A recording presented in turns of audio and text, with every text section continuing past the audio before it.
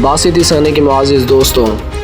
سابق وزیر اعظم عمران خان کے وفاقی دارالحکومت اسلام آباد سے گرفتاری کے فوراً بعد ان کی جماعت پاکستان تحریک انصاف نے اپنے کارکنوں کو ملک گیر احتجاج کرنے کی کال دے دی ہے۔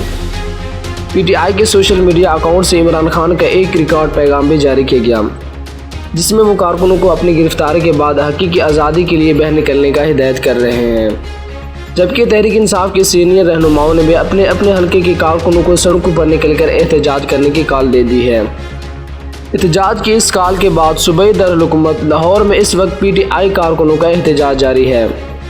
لاہور میں زمان پارک کے اطراف کی سڑکوں کو کارکنوں نے رکاوٹیں لگا کر اور ٹائر جلا کر بلاک کر دیا۔ اسی طرح صوبائی دارالحکومت پشاور میں بھی مختلف مقامات پر احتجاج جاری ہے۔ پشاور میں چند مظاہرین کی جانب سے ایف سی ہیڈ کوارٹر کے سامنے نعرہ بازی کی گئی، جبکہ ریڈ زون میں داخل ہونے کی کوشش پر پولیس نے مظاہرین پر لاٹھی چارج اور آنسو گیس کی شیلنگ کی ہے۔ عمران خان کے فوکل پرسن احسان یازی کی قیادت میں لاہور کے مال روڈ پر مظاہرین پہنچے ہیں اور انہوں نے پولیس پر پتھراؤ کیا، جس کی وجہ سے پولیس کو پیچھے ہٹنا پڑا۔